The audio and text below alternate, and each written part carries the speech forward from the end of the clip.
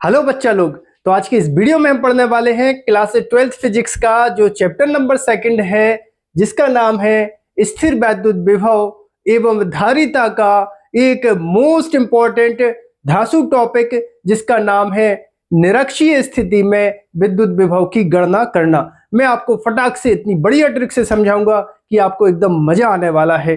तो ठीक है, यहाँ पर देखिए, मैं हूँ श्रीधर आचार्य। आप सोचोगे कि अपना नाम भी नहीं बताया, तो मैं हूँ श्रीधर आचार्य और बढ़िया सा आप वीडियो देखिए। यहाँ पर देखिए, सबसे पहले मुझे बनाना है एक वैद्युत द्विध्रुव। तो आप सभी जानते हैं कि एक वैद्युत द्विध्रुव के दो आवेश होते हैं बच्चा। एक होता है प्लस क्यू आवेश और एक होता है माइनस क्यू आवेश, और इन दोनों आवेशों के बीच में एक हमें इसका मध्य बिंदु लेना है O।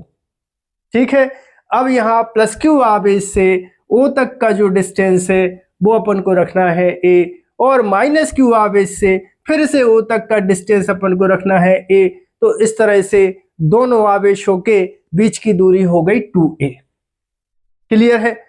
अब इसके बाद बच्चा, इसे द्विध्रुव के लंबवर्धक, मतलब दोनों को जो बीच में से जो रेखा काटे, जैसे इन दोनों का मध्य बिंदु O है और यहां से जब कोई बिंदु यहां पर जब वो स्थित हो तो इसको बोलते हैं निरक्षीय रेखा। देखो, वैद्युत द्विध्रुव के लंबवर्धक माने ये हुआ उसका अर्धक, और यहां से ये जो रेखा गई है तो इसको बोलते हैं निरक्षीय रेखा। देखो, द्विध्रुव के दोनों आवेशों को मिलाने वाली रेखा को, यानी प्लस क्यू से माइनस क्यू आवेश को जो रेखा मिलाती है तो उसको बोलते हैं द्विध्रुव की अक्ष।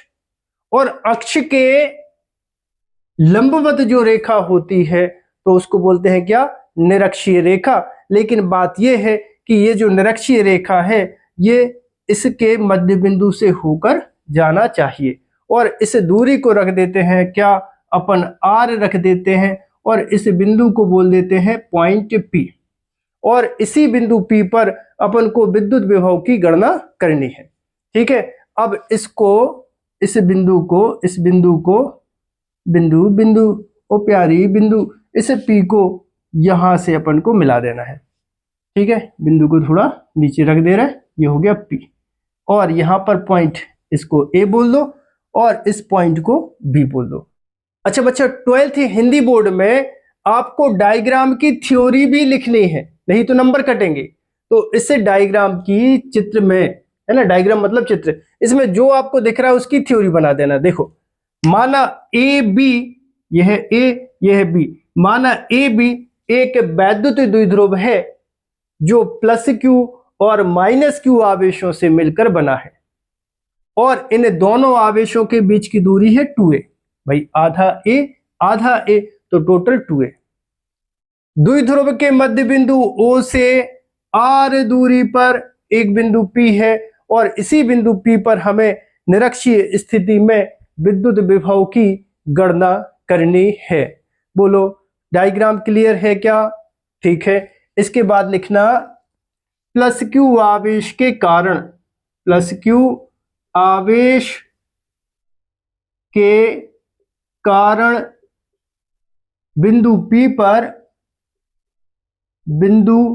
P पर विभव।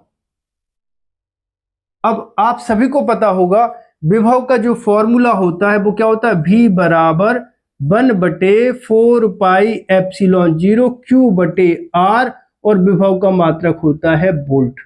बोलो, ये सूत्र किस किस को पता है? कमेंट बॉक्स में कमेंट करके बताइए। क्या ये डेरिवेशन आप पर बनता है? बिंदु आवेश के कारण किसी बिंदु पर विद्युत विभव की गणना करना आप में से किस किस पर बनता है? कमेंट बॉक्स में कमेंट करिए। और जिन बच्चों पर ये डेरिवेशन प्रूव करते नहीं बनता तो उसको तो आपको आना ही पड़ेगा, क्योंकि ये 5 नंबर में मोस्ट इंपॉर्टेंट डेरिवेशन है। मैं डिस्क्रिप्शन में लिंक दे दूंगा, या प्लेलिस्ट से जाकर आप ये वीडियो जरूर देखिएगा। ये बहुत बढ़िया डेरिवेशन है जो अक्सर 5 नंबर में आता ही आता है। तो यहाँ पर देखिए, हम फर्स्ट आवेश की बात कर रहे हैं, तो फर्स्ट आवेश कौन सा है? Plus Q. तो यहाँ पे आ जाएगा, देखो, V1 equal 1/4 pi epsilon not plus Q charge बटे दूरी। तो दूरी कितनी है? A से P, भाई ए से कहाँ जाना है अपन को, पी पर, तो यहाँ पे दूरी क्या आ जाएगी, AP आ जाएगी, और इसको समीकरण नंबर 1 बोल देना। अब इसके बाद आपको दिख रहा होगा बिंदु बी, और बिंदु बी पर क्या, कौन सा आवेश रखा है, -q आवेश। तो यहां पर लिखना -q आवेश के कारण, -q आवेश के कारण बिंदु P पर विभव। फिर से यही सूत्र लगाना है, लेकिन यहां पे क्या आ जाएगा, अब आ जाएगा V2 बराबर 1/4 पाई एप्सिलॉन नॉट, फिर कितना, -q बटे, अब देखो बी का -q आवेश कहाँ रखा है, बी पर, और कहाँ जाना है अपन को, पी पर, तो दूरी कितनी आ जाएगी, आ जाएगी BP, और इसको देना समीकरण नंबर 2। अब इसके बाद बच्चा आपको क्या करना है, लिखना चूंकि विभव एक अदिश राशि है, एक अदिश राशि है, अतः बिंदु P पर कुल विभव, कुल मतलब टोटल, अदिश राशि होने का क्या फायदा है, हम इनको सीधे सीधे जोड़ सकते हैं। तो कुल विभव कैसे निकालोगे, V बराबर V1 प्लस हो जाएगा V2। अब यहाँ V1 और V2 की दोनों की वैल्यू है, ये है अपने पास V1 और ये है V2, सीधी वैल्यू रख दो, तो कितना आ जाएगा, V इक्वल V1 कितना, 1/4 पाई एप्सिलॉन नॉट Q बटे AP, ये V1, फिर प्लस V2 कितना है, ये है अपने पास V2, 1/4 pi epsilon not minus Q upon BP। बोलो क्लियर है क्या, ओके, थोड़ी सी जगह बना लूं।